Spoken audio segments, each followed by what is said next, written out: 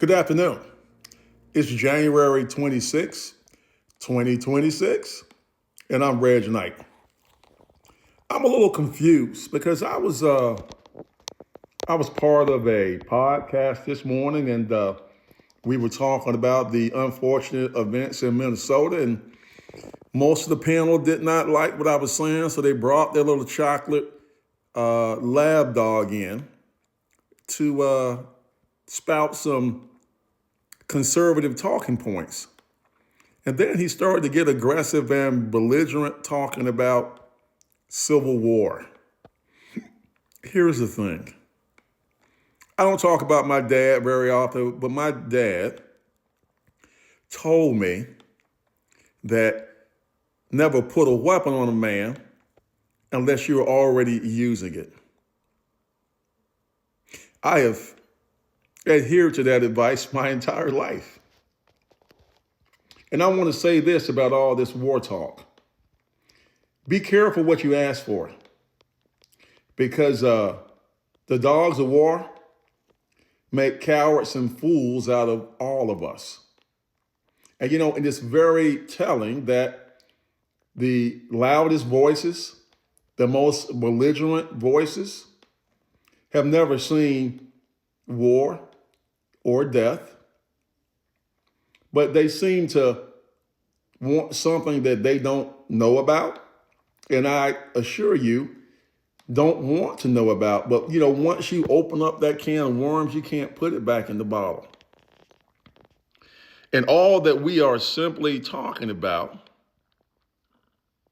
is that you can't execute a person, you can't execute an American citizen just because they have a weapon in their waistband.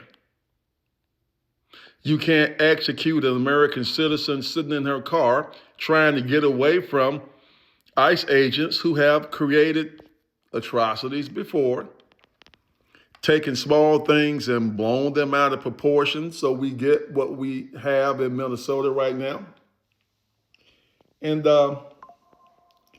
it's a situation that continues to get more irritated because there are certain people who keep poking the bear and stirring the stick.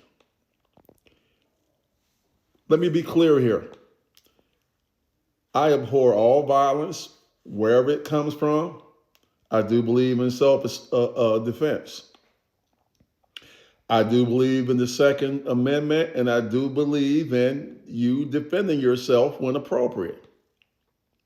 But I do not believe by any stretch of the imagination, when you have 6 people on your back, removing your weapon and then executing you, I do not consider that to be appropriate law enforcement.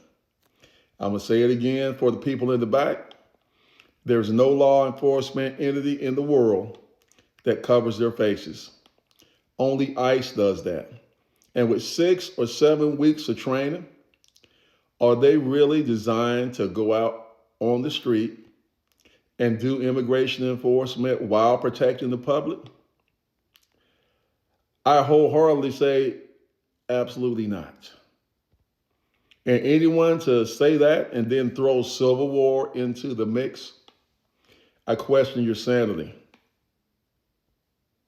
That's what I question. So anyway, just an open thought, something to think about, because I'm confused. If anybody has any idea that can get me on track, I'd sure like to hear it, because